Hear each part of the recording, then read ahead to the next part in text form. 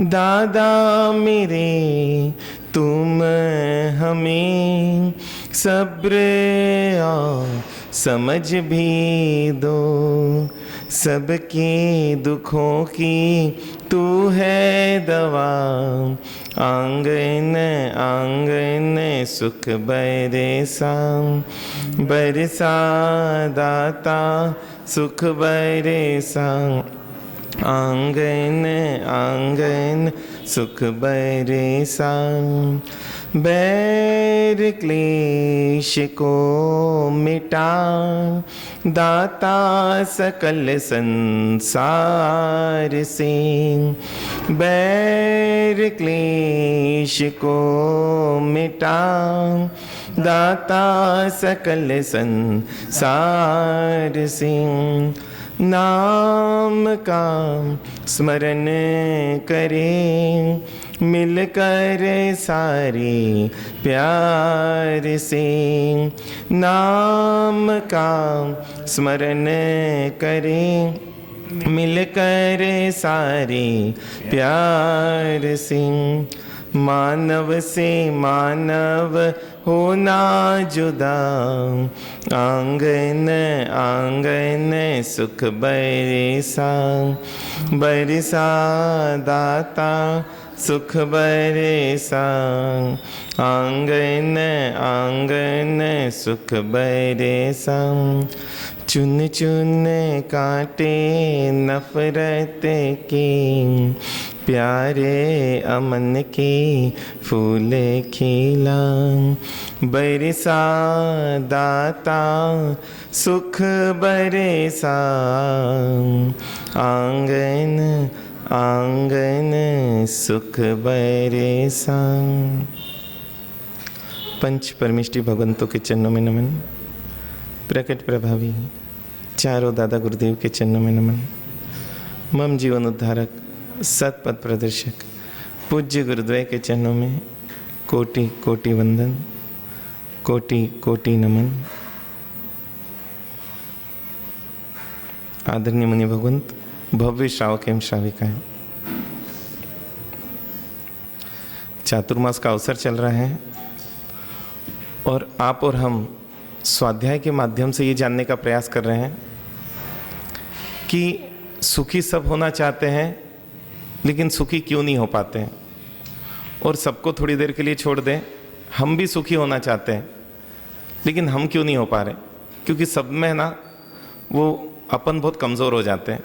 लेकिन जब खुद के समय में आएंगे या खुद को देखेंगे तो शायद हम सोच पाएंगे कि भूल कहाँ पर हो रही है, क्योंकि भगवान ने इस धर्म की स्थापना ही क्यों की, तो बोलते हैं वो वीर प्रभु ने ये धर्म की स्थापना इसलिए की कि इस जीव को समस्त दुखों से वो पार करवा दे, है ना।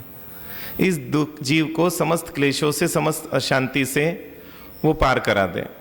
लेकिन हम देख रहे हैं कि भगवान ने जो धर्म की स्थापना की और जो उद्देश्य उस धर्म की स्थापना के पीछे था, और उस धर्म का जिसने भी पालन किया वो तो इतिहास में तो दिखते हैं कि मुक्त हो गए, लेकिन हम भी उसी धर्म का सेवन कर रहे हैं, हम भी वो धर्म आराधना कर रहे हैं। लेकिन हम देख रहे हैं कि वो धर्म आराधना है ना, हमको वो आनंद, वो प्रसन्नता नहीं दे पा रही है कि जो हम अपने उन इतिहास महापुरुषों को देखते हैं। तो इसलिए सोचना कारण क्या है, क्योंकि आज बोलते धर्म आराधना बढ़ी है ना। जब आपसे बात चलती कि बोले हमारे साथ पहले इतनी धर्म आराधना नहीं थी, लेकिन बहुत आश्चर्य की बात है आज दुख भी बढ़ा है, क्योंकि दुख का लेवल शायद पहले व्यक्ति इतना नहीं था दुखी। साइकोलॉजिस्ट भी बोलते हैं कि आज व्यक्ति जितना नेगेटिव हो, नेगेटिव बहुत मिल जाएंगे। इसलिए हम देखते हैं कि ये गलत हो गया, ये गलत होता है, ऐसा होना चाहिए, वैसा होना चाहिए, चर्चाएं खूब चल रही हैं और ये चीज़ दिखा रही है कि हम कहीं ना कहीं बहुत नेगेटिविटी में हैं। और परिवार में भी हम देखते हैं तो सबके प्रति है ना बहुत कोई है ना सद्भावना या प्रेम की भावना या अहोभाव नहीं है। परिवार के किसी सदस्य के पास शायद ही किसी को अहोभाव होगा, दूर के व्यक्ति के प्रति तो एक बार हो भी, क्योंकि काल्पनिक हो सकता है, लेकिन परिवार के सदस्यों के प्रति किसी के प्रति भी वो कोई पॉजिटिविटी नहीं दिखती है, नेगेटिविटी दिखाई देती है। बच्चों की भी जब भी चर्चा होती है, हमारे साथ बच्चे बिगड़ रहे हैं, जिद्दी हो रहे हैं, आजकल तो मान नहीं रहे, मोबाइल के कारण ऐसा हो रहा है, इसके कारण ऐसा हो रहा है, मतलब दिन भर मुझे लगता है कि हम एक ही चीज़ सुन रहे हैं और एक ही वाइब्रेशंस भेज रहे हैं एक दूसरे को, सिर्फ नेगेटिव नेगेटिव नेगेटिव। और इसलिए जब नेगेटिविटी इतनी बढ़ी तो पॉजिटिविटी की दुकान भी खुली, और इसलिए फिर पॉजिटिविटी की दुकानें भी चली, है ना, कि आप तो क्या पॉजिटिव सोचो, भले ही आपके पास कुछ नहीं हो, है ना, भले ही आपके पास दुख हो, लेकिन आप सोचो कि नहीं सब अच्छा है ना। अब वो कितनी देर अच्छा सोचे, मन तो बोलता दुख तो है और इसलिए ना बहुत पॉजिटिविटी का भी चला, भले ही जेब में 1 रुपया नहीं है, करोड़ों की सोचो, क्योंकि सपने तो ऊंचे देखो, है ना, और बात भी अच्छी लगती क्योंकि कल्पना अच्छी लगती है कि क्या है, सोचो ऊंचा देखो ऊंचा, है ना। और इसका भी फिर बहुत चला, ऐसे सेंटर्स भी खुले कि जहाँ पर है ना मेडिटेशन के माध्यम से, है ना, और कोई अन्य माध्यम से, कि हम आपको आर्ट ऑफ लिविंग सिखाएंगे कि जिससे आप क्या कर सको, बस अच्छे से जियो, है ना, जो जो अनुकूलता रही उसको भोगो और शांति से रहो। और ये चीज़ें भी चली, लेकिन है ना देखते हैं कि व्यक्ति सोच ही नहीं पाता है कि जहाँ पर पॉजिटिविटी है वहाँ पर भी नेगेटिविटी रहेगी। क्यों? क्योंकि नेगेटिविटी यदि एक सिक्के का पहलू है तो पॉजिटिविटी भी दूसरे सिक्के का पहलू है। इसलिए धर्म थोड़ी तीसरी दृष्टि देता है, धर्म दृष्टि देता है रियलिटी, क्योंकि आप रियलिटी से देखोगे, क्योंकि क्या है, अगर हम पॉजिटिविटी में भी देखेंगे तो थोड़ी देर के बाद हमारा सब्र का बांध टूट जाता है। सब अच्छे सोचते हैं, लेकिन अंतर से एक नेगेटिव वो थॉट चलते रहता है, और वो क्या करता है, धीरे धीरे वापस से हम वहीं आ जाते हैं। इसलिए थोड़ी दिन तक तो जोश भी रहता है, थोड़े दिन तक तो होश भी रहता है, थोड़ी दिन सोचता है कि मैं तो सब पॉजिटिव सोचूं, अच्छा सोचूं, लेकिन हम देख रहे हैं ज़्यादा टिक नहीं पाता। और मुझे लगता है पॉजिटिव सोचो ये बोलने वाले सब अमीर हो गए शायद उनके पॉजिटिव सोचने के कारण हुए होंगे क्योंकि इतना सब होने के बाद भी, सोचिए, इतनी धर्म आराधना करने के बाद भी, इतने पॉजिटिव सेंटर्स होने के बाद भी क्यों सफलता नहीं मिल रही, ये कभी रुककर सोच ही नहीं पाते। और सोचना बहुत मुश्किल भी है। क्यों? क्योंकि है ना, बुद्धि का उपयोग सही मार्ग में, सही दिशा में विरले ही जीव कर पाते। लेकिन हमको सोचना है कि जो भी है हमारी सोच से ही है। और ये हम बचपन से सुने आ रहे कि हम देखें कि हमारी मान्यता जैसी होगी हमारा आचरण वैसा होगा। ये तो आज माना ही जा रहा है आपकी, और भगवान ने भी ये बोला, आपकी बिलीफ जैसी होगी आपका बिहेवियर वैसा होगा। देखिए, जिसके प्रति भी आपका जो बिलीफ होता है आपका उसके प्रति बिहेवियर वैसा बन ही जाता है। आप चाहो नहीं चाहो, जिसके मन में अंदर है ना, जिसके प्रति गलत भावनाएं हैं, गलत मान्यता है, वो सामने आता है तो जाने अनजाने में अपने मुंह से शब्द निकल ही जाते हैं। हालांकि हम बोलते महाराज साहब मुंह से निकल गया, हमने तो सोचा भी नहीं था, लेकिन जो अंदर था वही तो बाहर निकला। और इसलिए भगवान बोलते हैं आचरण को बदलने की मेहनत मत करो, है ना, आस्था को बदलने की मेहनत करो। क्योंकि जैसे ही आस्था सुधरेगी आचरण सुधर जाएगा। क्योंकि सब कुछ किस पर डिपेंड है? आस्था पर। और वो आस्था कैसी होनी चाहिए? रियलिटी पर होनी चाहिए, सच्ची आस्था होनी चाहिए। और पूरा है ना भगवान का जोर उस आस्था पर ही था। और हम देख रहे हैं कि जिसने भगवान की आस्था को अपनाया और उनकी स्थिरता और उनकी दृढ़ता दिखते हैं, है ना, कि वो सुख में बहुत फूले भी नहीं तो दुख में मुरझाए भी नहीं, क्योंकि वो रियलिटी में जी रहे थे। जो भी वास्तविकता है उसको स्वीकार करने की उनमें ताकत थी, क्योंकि उनको पता था कल्पना में जिएंगे तो कल्पना एक दिन टूटेगी, और जिस दिन भी टूटेगी दुख हो गई। और इसलिए हमको तो क्या करना है?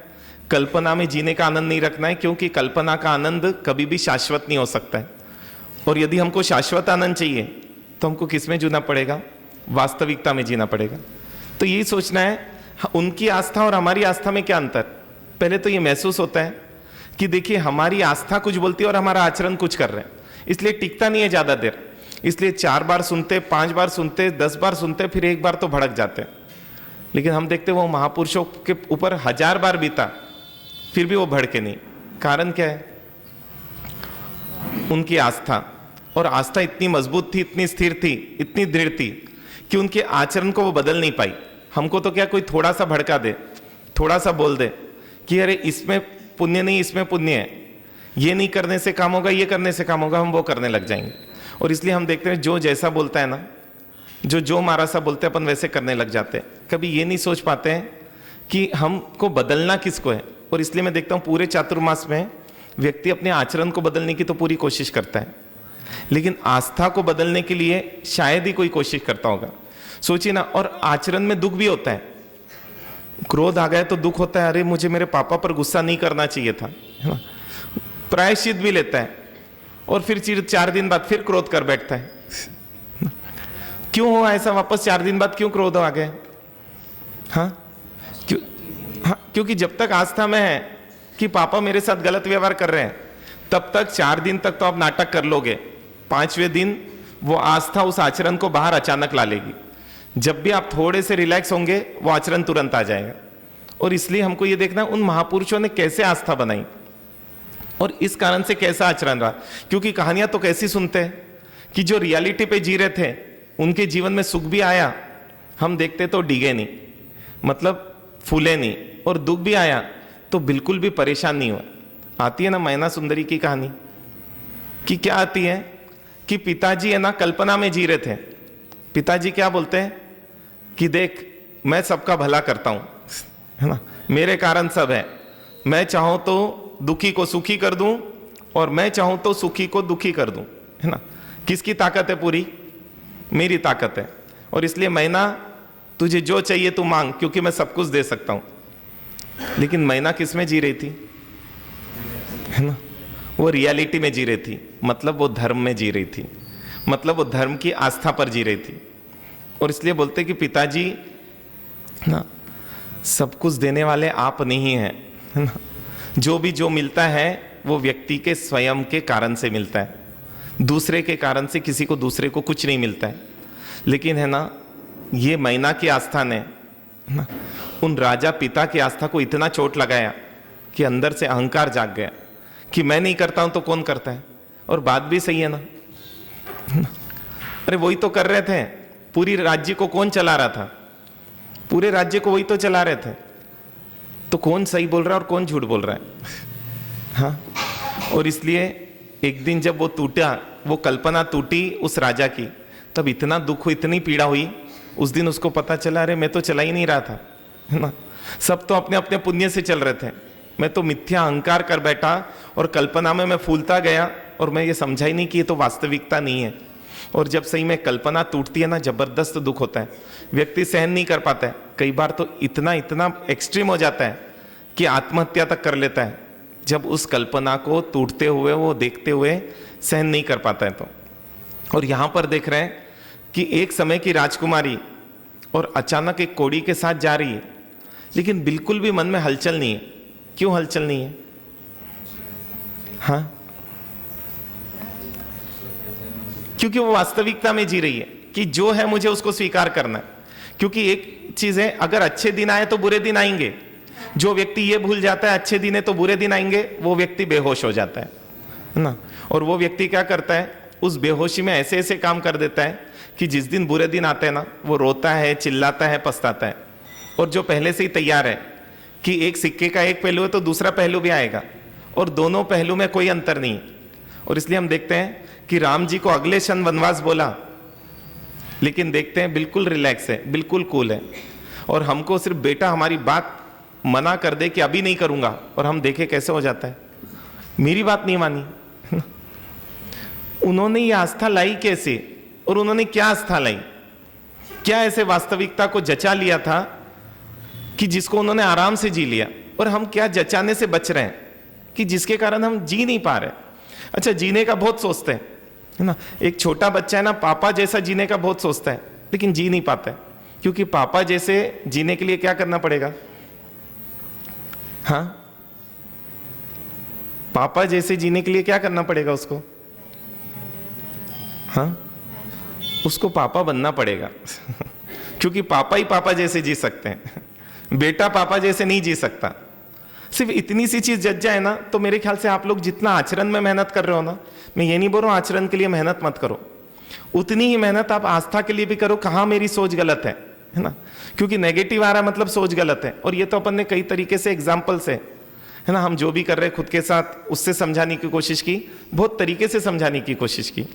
लेकिन यही पूछना है, हम देखते हैं कि वो सीता जी को जंगल में भेज दिया राम जी ने, और गर्भवती सीता जी को, फिर भी उनके परिणाम नहीं बिगड़े।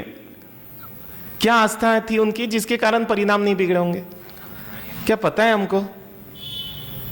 हाँ, अरे भाई सोचिए, जिस पत्नी ने दुख में इतना साथ दिया कि जंगल में साथ गई, 14 साल साथ में वनवास भोगा, और वो पति है ना अपनी पत्नी को जंगल में छोड़ देता अकेला, और वो भी गर्भवती पत्नी को, और वो भी जंगली जानवरों के बीच में। उसके बाद भी सीता जी के अंदर राम जी के प्रति थोड़ी भी सद्भावना खत्म नहीं हुई, है ना। मतलब उल्टा क्या हुआ, उल्टा वो बोलते हैं कि वो रथकार को कि आप राम जी से ये कहना कि अगर बातों में आके आपने मुझे छोड़ दिया कोई दिक्कत नहीं, धर्म को मत छोड़ना। ऐसा कौन बोल सकता है? इतना धैर्य कौन रख सकता है? अरे एक एक उदाहरण है कि पति की लाश, मतलब पति का मरने वाला जो पति वो गोद में है, उसके बाद भी वो श्राविका समझाने की ताकत रख रही है कि आप तो अभी क्या करो, आप अपने भाई की तरफ मत देखो, जो आपको वास्तव में मार रहा है उन कषायों की तरफ देखो, क्योंकि भाई ने तो क्या मारा, कषायों ने तो आपको हर दिन मारा है। और हर क्षण की स्थापना इसलिए हुई थी ताकि आपको सत्य का भान हो सके और सत्य का ज्ञान हो सके, ताकि आप सत्य में जी सको। और इसलिए पूरी मेहनत थी। और इसलिए देखते हैं कि वो जो महापुरुष थे जिनको भी सत्य का ज्ञान हुआ, हम देखते हैं न उनके भीतर राग प्रभावित कर पाया उनको, न द्वेष प्रभावित कर पाया, न मोह प्रभावित कर पाया, है ना। और इतनी आनंद, इतनी शांति, हम उन बैठे हुए परमात्मा को देखते हैं कि कितनी आनंद, कितनी शांति, कि इतनी परिस्थितियां घट रही है लेकिन भीतर मन में कुछ भी घटना नहीं घट रही है। क्या ऐसा पॉसिबल है कि बाहर बड़ी से बड़ी घटना घट जाए लेकिन मन में कुछ भी घटित नहीं हो? हाँ, और ये है ना, भगवान की चर्चा नहीं चल रही है, भगवान को मानने वाले श्रावक श्राविकाओं की चर्चा चल रही है। क्योंकि भगवान को तो शायद हम भगवान बोलकर क्या करें, थोड़ा सा पहले ही ऊपर रख दें ताकि झंझट में कौन जाए। लेकिन हम देखें भगवान को जो श्रावक श्राविकाओं ने माना, भगवान को माना मतलब भगवान ने जो सोच दी उसको माना, उन श्रावक श्राविकाओं का लेवल अपन कितना मानते हैं, और किस चे व्यक्ति हिल जाए पूरा, है ना। और आरोप भी झूठा, सच्चा नहीं, है ना?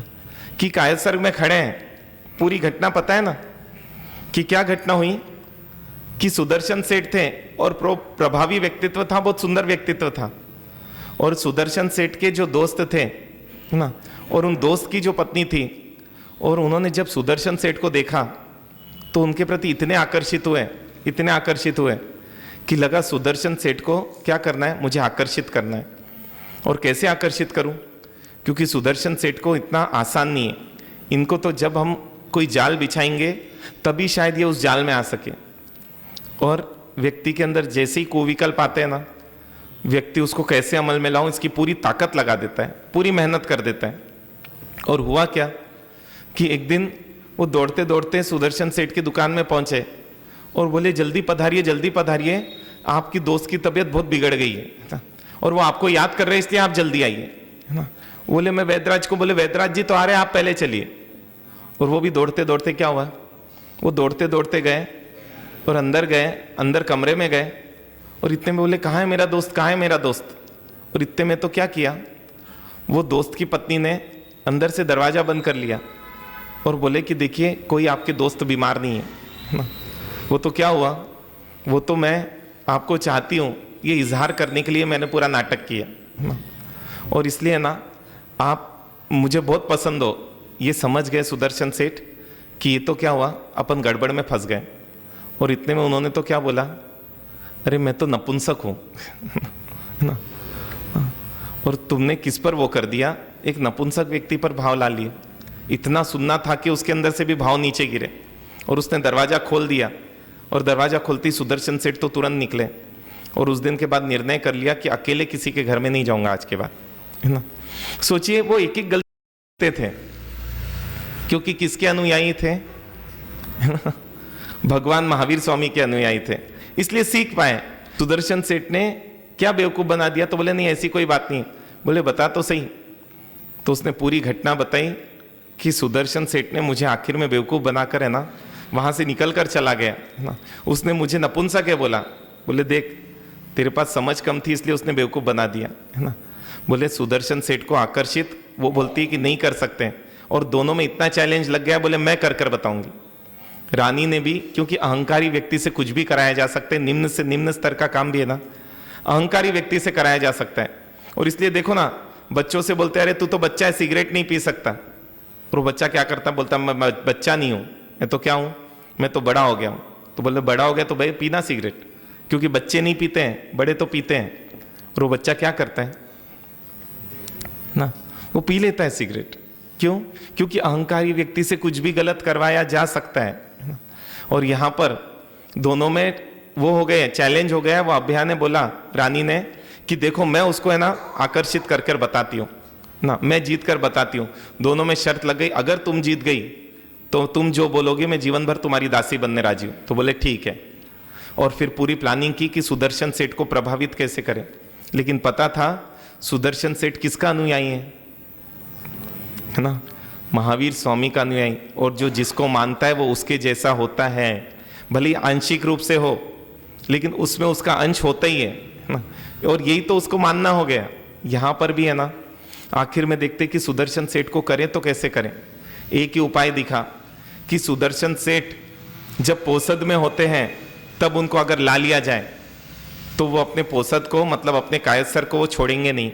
और वो ही क्षण है जब सुदर्शन सेठ को महल में लाया जा सकता है, क्योंकि सुदर्शन सेठ अकेले कहीं पर भी नहीं जाते। क्योंकि रानी ने जब जब भी बुलाया तो सुदर्शन सेठ क्या हुआ, सुदर्शन सेठ किन्नियों के साथ आए, किसी के साथ आए और उनसे बोला मुझे आपसे विशेष बात करनी है। बोले जो भी विशेष बात करनी है। ये तो क्या होगा, जो साथ में उन्हीं के साथ हो। तो जब ऐसा देखा कि ऐसे दाल नहीं गलेगी तो क्या किया, दासी से पूछा और दासी ने बोला कि एक ही उपाय है। और रोज क्या करने लगे, एक यक्ष का पुतला बनाया और उस पुतले को लपेट कर लेकर आते, वहां पर महल के अंदर लेकर आते। सैनिक देखते कि क्या है, अरे इसमें तो पुतला है। अगले दिन दूसरे अगले दिन, उसले अगले दिन, धीरे धीरे सैनिक ने खोलकर देखना छोड़ दिया, क्योंकि पुतले को लेकर आ रहे हैं तो, है ना। और जब ऐसा लगा कि अब सैनिक बिल्कुल नहीं देखेंगे, और सुदर्शन सेठ उस दिन कायस्सर्ग में थे, सुदर्शन सेठ को कपड़े में लपटा और बाहर लेकर आ गए, और बाहर महल में लेकर आ गए, और महल में लाकर छोड़ दिया वहां पर। अब वो कायस्सर्ग में है और रानी आकर्षित करने की पूरी कोशिश करती है, लेकिन सुदर्शन सेठ चलित नहीं हुए। क्यों चलित नहीं हुए? हाँ, सोचो, हमको छोटी छोटी परिस्थितियां डिगा देती है, उनको इतनी बड़ी परिस्थितियां भी है ना डिगा नहीं पाई। और तो और जब देखा पूरी परिस्थिति आई और जब देखा कि अब तो है ना, रानी को लगा मेरी दाल नहीं गलेगी और दिन हो गया तो क्या होगा, पूरी आफत मेरे पर आ जाएगी और पता नहीं राजा क्या सजा दे, ये सोचकर वो कांप गई। और कांप गई तो क्या हुआ, उसने जोर से चिल्लाना चालू किया कि देखो ये कोई घुस आया, कोई घुस आया। सैनिक तुरंत आए और पकड़ लिया, और पकड़े और राजा के पास जब दरबार भरा तो लेकर गए। और राजा देखता है ये तो सुदर्शन सेठ है।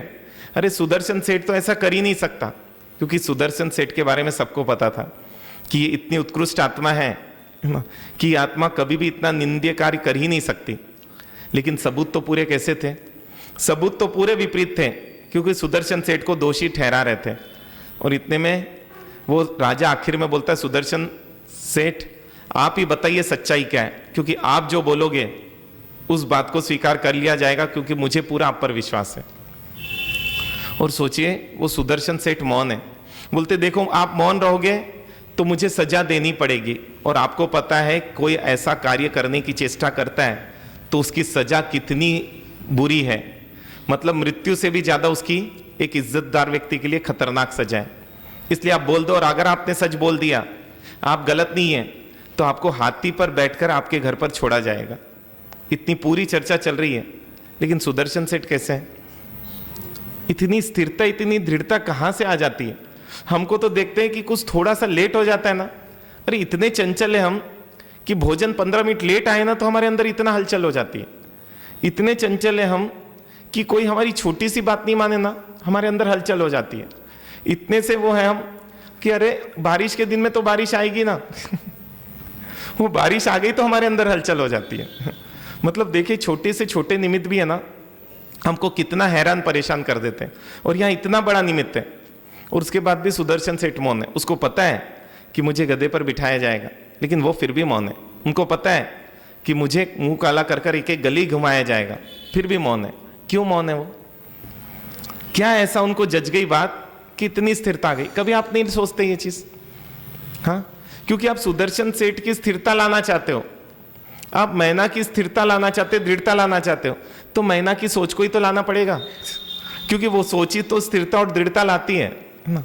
वो आस्था ही से तो वो आचरण आता है, और आचरण इतना पक्का, हम भी आचरण करते हैं, लेकिन कब तक? जब तक परिस्थिति नहीं आए। जैसे बोला ना, वो भाई ने बोला महाराज नीचे गिरी हुई चीज नहीं उठाऊंगा, घटना बताई थी ना आपको। तो मैंने उनको पूछा कितने तक, बोले कितने तक क्या महाराज, नहीं उठाऊंगा मतलब नहीं उठाऊंगा। बोला नहीं, अपन क्लियर कर लो। और जब मैंने 5,000 से 5 लाख तक पहुंचा तो क्या हुआ? आस्था डगमगा गई, है ना, वो सिद्धांत डगमगा गए। और हम सबकी रेंज है, लेकिन उनकी रेंज ही नहीं थी, क्योंकि रेंज उसी की होती जिसके अंदर आस्था नहीं होती। जिसके अंदर आस्था आ जाती है, अब वो रेंज के बाहर चले जाते हैं। और इसलिए आखिर में सुदर्शन सेठ नहीं बोला, क्योंकि रानी के प्रति भी करुणा और अपनी आस्था की परीक्षा, कि मुझे अब देखना है कि मेरी आस्था में कितनी ताकत है, कि जो होगा उसको स्वीकार करने की मैं कितनी ताकत रखता हूं। और सोचिए, आखिर में सजा सुनाई गई, और जो नगर सेठ हैं उनको गधे पर बिठाया गया, मुंह काला किया गया, कांटों का ताज पहनाया गया, लाल कपड़े पहनाए गए, और ये सब घटना घट रही है। लेकिन वो सुदर्शन सेठ क्या देख रहे हैं? सब कहां घट रहा है? हाँ, चलित क्यों नहीं हो वो? अपमान में वही चलित होगा जो सम्मान से चलित हुआ था। जब सम्मान हो रहा था तब भी उन्होंने माना ये भी मेरा नहीं है ना, क्योंकि ये भी है ना अवस्था है, क्योंकि आज जो सम्मान कर रहे हैं ना वो कल क्या करेंगे। और इसलिए सम्मान लेने के पहले 4 बार सोच लेना। जो प्रशंसा करेगा ना जोर शोर से, वही निंदा करेगा। यहां पर ऐसा ही है, क्योंकि अगर है ना घड़ी का पेंडुलम एक तरफ गया है तो ज्यादा देर एक तरफ नहीं रहेगा, वो दूसरी तरफ भी जाएगा, है ना। ऐसे ही सम्मान मिल रहा है तो अपमान भी मिलेगा, ऐसे ही सुख मिल रहा है तो दुख भी मिलेगा, क्योंकि एक जगह स्थिर हो ही नहीं सकता। हाँ, जो बीच में ठहर जाए, न सुख न दुख, उसको फर्क ही नहीं पड़ता। इसलिए सुदर्शन सेठ को फर्क नहीं पड़ा। और ये फर्क क्यों नहीं पड़ा? क्योंकि प्रशंसा में वो फूले नहीं थे।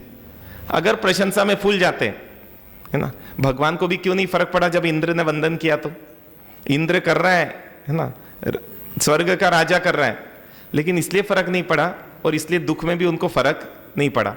हमको अनुकूलता भी प्रभावित करती है और प्रतिकूलता भी प्रभावित करती है। मैं ये पूछ रहा हूं, वो भी भगवान को मानते थे, हम भी भगवान को मान रहे हैं। कहां दिक्कत आ रही है, कहां गड़बड़ हो रही है, कहां हम चूक रहे हैं? हाँ, क्या माने, भगवान पे श्रद्धा है या नहीं हमको? हाँ, बताइए ना आप लोग, श्रद्धा है या नहीं है भगवान पर? हाँ, श्रद्धा है। अच्छा, आपको कैसे पता चला आपको श्रद्धा है?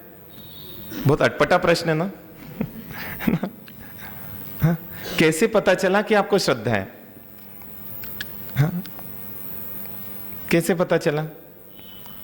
अच्छा, श्रद्धा की क्या परिभाषा, इसको पहले बता दो, फिर तो पता चलेगा है। नहीं तो आप सोच रहे होंगे किसी बहन का नाम कि मेरी फ्रेंड है ना, मेरी बहन है, मेरी श्राविका जी है ना। आस्था की क्या डेफिनेशन आपकी दृष्टि में? हाँ, कोशिश करें ना थोड़ा सा, क्योंकि है बोला तो पता तो होगा ना कौन है वो। हाँ, समर्पण, है ना। आस्था मतलब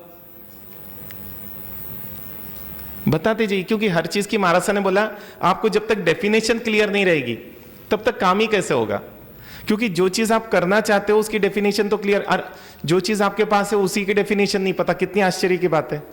थोड़ा सा कठिन जाएगा आज, लेकिन ये भूमिका बहुत जरूरी है, क्योंकि हम आचरण पर दिन भर मेहनत कर रहे हैं लेकिन आस्था पर कोई नहीं कर रहा। और इसलिए ना जैन समाज नीचे जा रहा है।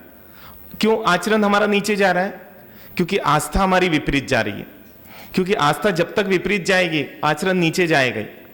और इसलिए हम देखते हैं कि उन लोगों का आस्था परमात्मा पर सही थी, इसलिए आचरण नीचे लेके जाने वाले भी लोग मिले, है ना। हमको नहीं मिले तो भी चला जाता है, उनको मिले तो भी वो, है ना, नहीं जा पाए। आस्था की क्या परिभाषा? वो जो बोले वो करें, है ना। देखिए, मैं थोड़ी बताने की कोशिश करता हूं, लेकिन है ना थोड़ा गंभीरता से इसलिए लेना क्योंकि आगे हम आस्था बनती कैसे और आस्था को बनाने कैसे और आस्था स्थिर कैसे होती है इस पर चलेंगे। और ये चीज हो गई तो मेरे ख्याल से आप सब दुखों से पार अपने आप हो जाओगे। और बहुत सरल विधियां है, क्योंकि सामायिक विधि भी है उस आस्था के लिए, है ना। क्योंकि मुझे तो लगता मंदिर विधि आस्था को दृढ़ करने के लिए और सामायिक विधि आचरण को स्थिर करने के लिए। अगर जिसने इस दोनों का आलम्बन ले लिया वो व्यक्ति तिर गया, क्योंकि हमारे परमात्मा ने जो भी आराधनाएं बताई है उसका उद्देश्य ही वो है। बस हमको उस एंगल से देखने की कोशिश करेंगे हम। लेकिन आज पहले तो ये क्लियर हो जाए आस्था है कि नहीं, क्योंकि इतने समय से पूजा कर रहे हैं, इतने समय से सामायिक कर रहे हैं। कब से कर रहे हैं? जब से समझ आई तब से कर रहे हैं, है ना। और आज भी है ना वो पुनिया श्रावक की सामायिक, हमारी श्रावक में अंतर है। आज भी है ना वो अनुपमा देवी की भक्ति में, वस्तुपाल तेजपाल की भक्ति में और हमारी भक्ति में हमको अंतर तो दिखता है ना। और ये अंतर का कारण क्या है? ये आचरण में अंतर का कारण हमारी आस्था है। एक बार मैं आस्था को और सामान्य भाषा में क्लियर कर, आस्था का मतलब होता है जिस पर भी आस्था है वो जो बोलता है ना वैसा हमको दिखने लग जाए, उसको बोलते हैं आस्था। जैसे मान लो कि आपकी 8 साल की बच्ची है, 8 साल की है ना, और 8 साल की बच्ची बोलती है आपको, मम्मी मम्मी 20 साल से एक बाई आपके यहाँ काम कर रही है, और वो बोलती मम्मी मम्मी मेरे को लगता है ना, बोले क्या बेटा क्या लगता है तुझे? मुझे लगता है कि ये बाई चोरी करती है ना। 8 साल की बच्ची बोल रही। बोले बेटा तुझे कैसे लगा, है ना? तो बोले मैं जैसे ही कमरे में गई ना वो एकदम दचकी, मतलब कुछ ले रही थी उसने रख दिया, फिर से मैं अंदर अचानक घुसी। तो अब तो माँ को जो भी चीजें घूमी वो कैसी दिख रही है? उस दिन कौन था? हाँ, अब तो चिंतन की जरूरत नहीं। देखो चिंतन जिस दिशा में बेटी ने फिराया उस दिशा में चिंतन दौड़ पड़ा। और अब तो है ना, अब तो ऐसा है कि ज्यादा देर तक काम वाली किसी कमरे में रह जाए तो क्या करेगी वो भाई माँ? जाके देखेगी कि नहीं? मतलब आप सोचो, एक बेटी ने बोला बाई चोर है और उस दिन से आपको क्या दिखने लग गई? इसको बोलते हैं आस्था। है ना। जबकि कोई घटना नहीं घटी है, कोई सबूत नहीं है, लेकिन क्या हुआ, सिर्फ उसने बोल दिया और वो बाई चोर दिखने लग गई। ऐसे ही पूछ रहा हूं, भगवान ने जो बोला उसमें से क्या दिखाई दे रहा है आपको? हाँ, भगवान ने बोला ये परिवार ठगों की टोली है। दिखाई देता है? हाँ, भगवान बोलते हैं कि आप घर में नहीं एक कारागृह में रह रहे हो, दिखाई देता है? उसको तो और सजा देते ताकि दिखे ही नहीं। कुछ कहीं होगा भी ना तो डेंटिंग पेंटिंग कर देते हैं। दिखना तो नहीं चाहिए ना, इसलिए कितना इंटीरियर अच्छे से अच्छा कर तो खुद कीच पकड़ेगा वो।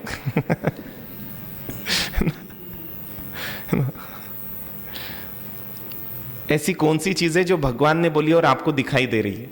बस इतना पूछ रहा हूं। आस्था है ना। वो बच्ची ने बोला तो दिखाई दिया ना, चोर दिखाई दी ना। ये परिवार ठगों की टोली कहां दिखाई दे रहा है? और कोई चीज जो आपको दिखाई दे रही हो? बस आज अगर ये चीज सेट हो गई तो हम आस्था पर मेहनत चालू कर देंगे। आचरण तो करते रहेंगे लेकिन अब आस्था पर पूरा फोकस होगा कि मेरी आस्था क्या चल रही है। एक चीज है, भगवान बोलते राग जहर है, और हमको सबसे मीठा मीठा क्या लगता है? हाँ? भगवान बोलते बचना है तो किससे बचो? राग से बचो, है ना। और हम बोलते हैं कि पानी योग्य क्या है? अच्छा, कौन सा बेटा अच्छा, जो राग बढ़ाए या जो राग नहीं बढ़ाए? हाँ, कौन सा बेटा अच्छा, जो बात माने जो बात नहीं माने? हाँ, कौन सा बेटा अच्छा? आज थोड़ा गंभीर विषय हो गया लगता है। सब बहुत गमगीन दिख रहे हैं। कौन सा बेटा अच्छा? हाँ, जो राग बढ़ाए, है ना। ना मतलब जिससे राग का पोषण हो ना। हालांकि जो राग बढ़ाए वो बेटा मारेगा कि तारेगा? क्योंकि वैराग्य तो कौन सा बेटा दिलाएगा? अरे वैराग्य कौन सा बेटा दिलाएगा आपको? जो राग नहीं करे, मतलब जो आपकी बात बिल्कुल नहीं माने, तभी तो आके बोलते हमारे साथ सही में सब स्वार्थ के संबंध है। भगवान तो नहीं समझा पाए, बेटे ने समझा दिया कि सब स्वार्थ के संबंध है। आता है ना ऐसे ही। और इसलिए यही बोल रहा हूं, कोई एक चीज जो भगवान के आपको जच रही हो, एक चीज सिंगल। हाँ, सामायिक में सुख है कि दुख है? सच सच बताना है ना। क्योंकि जिसमें सुख लगेगा ना उसकी भी कुछ वो है क्योंकि जिसमें सुख लगता है उसको अपन गिनते नहीं। रसगुल्ले खाते हुए कहाँ गिनते हैं? जिसमें सुख लगता है उसमें समय का पता नहीं चलता है व्यक्ति को। यहां तो 48 मिनट पूरे पता चलते हैं। और इस चक्कर में किसी ने यह भी धारणा फैला दी 48 मिनट से सामयिक में ज्यादा रह जाओ तो भी पाप लगता है। क्योंकि क्या करे बेचारा, क्योंकि पारने ही नहीं देते, रुक 2 मिनट, अरे नहीं पहले पारना पड़ेगा, पाप लग जाएगा नहीं तो। क्या क्या आप लोगों ने डेफिनेशन और कहां कहां से किस आगम से लाए पता ही नहीं। जबकि भगवान बोलते जितनी देर नहीं पा रहे हो उतनी देर तो उसी में आप, पचकान नौकार सी आ गई है लेकिन आप नहीं पारते हो तो भी क्या है, उतनी देर तक आपका पचकान चलेगा, उतनी देर तक सामय, लेकिन कहां से पता नहीं आ गई। अच्छा ये चीज इतनी जल्दी जस्ती आप लोगों को कि महाराज से पूछने की भी जरूरत नहीं समझते हो, तुरंत अपनाओ। और फिर बोलते महाराज उन्हीं को होगी और किसी को नहीं होगी। क्यों? आस्था की इतनी ताकत है, वही दिखाई देगा और वही अनुभव आएगा। और इसलिए आज तक अपने को गलती दिखाई देते रहा और गलती अनुभव आते रहा, ये उसकी ताकत है। और देखो जिसकी जैसी जैसी आस्था है ना उसके अनुभव भी वैसे वैसे। जिसकी आस्था पूरा जगत अच्छा है उसको अच्छा दिखा, जिसकी आस्था पूरा जगत गलत है उसको गलत ही दिखा। कैसे करें? किसको बदलना? हाँ, आचरण को नहीं बदलना। उल्टा उल्टा बोलते हो आप लोग। हमको आचरण को तो बदलना है लेकिन आस्था पूर्वक बदलना है। सामायिक में आनंद ये आस्था आ गई तो अब तो है ना मन होगा कि बिना सामायिक के क्यों बैठे ना। पूजा में वो है आनंद, ये आ गया तो अब तो है ना बिना पूजा के व्यक्ति रह नहीं पाएगा। आप सोचो सुदर्शन सेठ, पता है रास्ते में मृत्यु खड़ी है, मौत खड़ी है अर्जुन माली के रूप में ना, क्योंकि अर्जुन माली रोज 7 लोगों को मार रहा था और इसलिए सैनिक राजा ने उस रास्ते को बंद कर दिया कि इस रास्ते से कोई नहीं जाए, क्योंकि जिंदा छोड़ता ही नहीं है अर्जुन माली, क्योंकि उसके अंदर एक यक्ष घुस गया है और इतना ताकतवर है वो कि वो किसी को छोड़ता नहीं है। तो लेकिन सुदर्शन सेठ क्या बोले, मैं तो जाऊंगा। वो क्यों जा पाए? क्योंकि उनके अंदर आस्था थी। क्या आस्था थी? मैं बच जाऊंगा, है ना, ऐसा यह आस्था थी। आस्था क्या थी? मैं मर ही नहीं सकता। क्योंकि मरता तो कौन है? वो तो मरा ही हुआ है ना। क्योंकि है ना संयोग का बस वियोग होता है, मृत्यु नाम की चीज नहीं। मेरी आत्मा तो अजर अमर विनाशी, इतना विश्वास वाले ही तो निकल पाएगा ना। भाई जबरदस्त कर्फ्यू लगा है, उसके बाद भी महाराज के दर्शन करने कौन आएगा कर्फ्यू में? भाई जिसको ये आस्था है कि मैं मर ही नहीं सकता, वो व्यक्ति निर्भयता से। और सोचिए माता पिता को आस्था की भी है कि मेरा बेटा मर नहीं सकता, इसलिए तिलक लगा के भेज दिया। क्या लोग थे, क्या हिम्मत थी। ये हिम्मत कहां से आई? हाँ, उस आस्था से आई कि भगवान ने बोला है ना कि मैं अजर अमर अविनाशी हूं, मैं मर नहीं सकता हूं, बस मर नहीं सकता हूं, है ना। हाँ, डॉक्टर बोले तो आप मान लोगे, है ना, कि अभी आपको कोई प्रॉब्लम नहीं, अभी तो आप 70 साल जियोगे। और पता चला 2 दिन बाद चले गए। लेकिन भगवान तो जो बोलते हैं वो चीज आज तक झूठी प्रमाणित नहीं हुई। तो आप मेरे को ये प्रूव करें कि हम आस्था जगाएं कैसे आपके अंदर, इसका उपाय दे दीजिए। हाँ, अच्छा आपने जो जो भी आस्था बनाई वो कैसे बनाई ये बता दो, वही तो तरीका होगा। कुछ ना कुछ आपकी आस्था है। भाई ये मेरे पति है, ये आस्था है ना, है।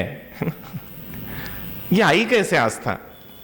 ये मेरा बेटा है, ये आस्था है ना। ये आया कहां से? बस जो टेक्निक आपने उसमें लगाई है वही टेक्निक इसमें लगानी। टेक्निक में कोई अंतर नहीं है। हम आपसे कोई भी नई साधना, नई आराधना, नई टेक्निक बोलेंगे ही नहीं। जो आप कर रहे हो उसी को क्या करना है हमको। तो कैसे आपने ये आस्था बनाई ये पूछ रहा हूं। ये मेरा बेटा है, ये आस्था आपको कैसे आई? क्या मेहनत की आपने इसके लिए? ध्यान किया, कायोत्सर्ग किया, है ना, माला फेरी, ये कुछ नहीं किया। हाँ, ये मेरे पति है, ये मेरे पति है, मेरे पति है, नहीं नहीं, ऐसा कुछ नहीं किया, है ना। एक ही बार में आस्था हो गई।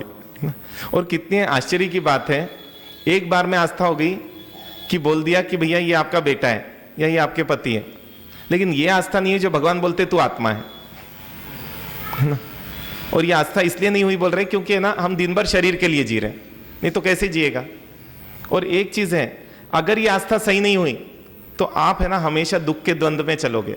कभी तो पुण्योदय आएगा तो फूल जाओगे, और कभी पापोदय आए तो मुरझा जाओगे। ये दोनों चीजें द्वंद्व चलेगा, क्योंकि द्वंद्व के पार परमात्मा पहुंचे थे, और पार पहुंचने के बाद उन्होंने क्या किया, उन्होंने फिर प्रयास किया। तो आज आपका होमवर्क है, क्या होमवर्क है? हाँ, आपने, ये मेरे पति है, ये मेरे बेटा है, ये मेरी मम्मी है, ये मेरे पापा है, इस आस्था को बनाने के लिए आपने क्या किया? और मेहनत आप ही ने की, तो कैसे किया ये मेरे को कल बताना। आपको बता दोगे आप लोग? जिसको जब समझ में आए आके बता देना मुझे, बस उसी को मैं फिर सेट कर दूंगा। होमवर्क क्या है? हाँ, इजी है ना होमवर्क? जो किया है वो कैसे किया। जैसे रोटी आपने कैसे बनाना सीखा, तो आप जब कर चुके हो आप, तो आप तो इजीली बता सकते हो। ऐसी आस्था आपने कैसे बनानी सीखी, है ना।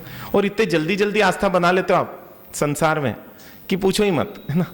1 सेकंड में आस्था बना लिया आपने ना। 1 सेकंड पहले वो पति नहीं थे, है ना, 1 सेकंड बाद पति बन गए। अच्छा, कुछ चीज उत्पन्न हो गई उसमें, ऐसा?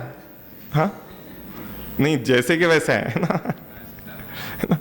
तो हुआ क्या? अगर ये चीज हमको पता चल गई तो ये सार है पूरा, जो 6 दिन 7 दिन चलेगा वो उसका सार है। तब हम बताएंगे मैना चलित क्यों नहीं है, तब हम बताएंगे सुदर्शन सेठ इतने रिलैक्स कैसे थे, तब हम बताएंगे सीता जी इतनी विपरीत परिस्थिति में भी दुखी बिल्कुल नहीं हुई, पति के प्रति बिल्कुल भी विपरीत भाव नहीं आए।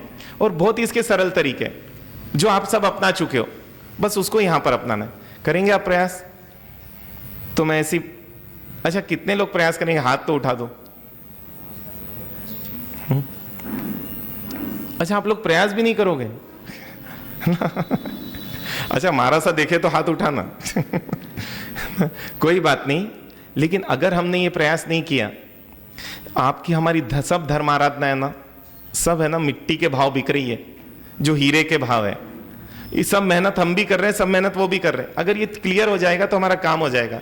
इसलिए बोल रहा हूँ, थोड़ी सी आप लोग से निवेदन है, आप लोग मेहनत तो करो कि मैंने ये आस्था कैसे बनाई थी। और नहीं कर पाए कोई दिक्कत नहीं, मैं बताऊंगा कि आपने ये आस्था कैसे बनाई, और फिर वो प्रूव करने के बाद बताऊंगा अब इस आस्था को बनाने के लिए क्या प्रोसेस अपनानी है आप। हाँ हाँ, तो भगवान भी तो इतना बोल रहे हैं, इतने मारा सा लोग बोल रहे हैं, इनकी बात सही नहीं लगी, तो वही पूछ रहे हैं ये क्यों नहीं लगी, क्योंकि ये भी बोल रहे हैं वो भी। अच्छा, प्रवचन कितने समय से सुन रहे हो?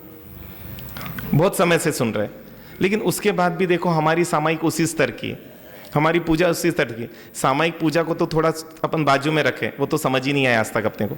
हमारे संबंध भी उसी स्तर के। हाँ हाँ, द्वेष पर भी तो आपकी पूरी आस्था है। दिक्कत है सिर्फ राग पर ही, ऐसा नहीं, उसकी सीढ़ी नहीं चढ़ूंगा क्योंकि उसने मेरे साथ बुरा किया, उसने मेरे साथ बुरा किया, आस्था है, तभी तो आचरण आया ना। कि लाख लोग समझा ले आपको, नहीं चढ़ूंगा मतलब नहीं चढ़ूंगा, ये आचरण कहां से आया? उस आस्था से। क्या आस्था बनी? उसने मेरे साथ क्या किया? हाँ, तो ऐसा भी नहीं है। कल सोचना, आपको 24 घंटे दे रहा हूं ना, और ये सोच लिया तो आपका पूरे 7 दिन आपको बिल्कुल इजी हो जाएगा। आप मुझे आस्था, वास्तविक आस्था बनानी है, और वास्तविक आस्था बनाने के बहुत सरल तरीके, इतने सरल तरीके हैं कि हमको आश्चर्य है ये तरीके अपनाते हुए भी हमने आज तक क्यों नहीं अपनाए। तो अपन प्रयास करें। आज ये गंभीर विषय है, लेकिन अगर ये हो गया, मैं हर बार यही बोलता हूं, अगर ये हफ्ता हो गया सही तो अगले हफ्ता प्रवचन की जरूरत नहीं। लेकिन वो कौन सा हफ्ता आपका आएगा वो नहीं पता हमको, इसलिए हर हफ्ते प्रवचन क्या है, अपनी श्रृंखला से चल रहा है। तो आप भी प्रयास करें, मैं भी प्रयास करूं। क्या प्रयास करें? हाँ, आस्था हमारी बनी कैसे, है ना। श्रावक जी से जाके पूछना कि बनी कैसे, कि मैं आपकी पत्नी हूं, आस्था। अरे बताएंगे ना वो। अगर आपको नहीं समझ में आए तो क्या करना आप? हाँ, कि आपने मुझे अपनी पत्नी माना कैसे, यह आस्था आप में आई कैसे, इतना पूछ लेना, वो बता देंगे, है ना। वो ये नहीं बोले बहकी बहकी क्यों बातें कर रही हो। लेकिन ये वास्तविकता है यही सार है और यही टेक्निक है। प्रयास करें इन्हीं शुभ भावनाओं के साथ। बोलिए जिनशासन देव की, बोलिए चारों दादा गुरुदेव की।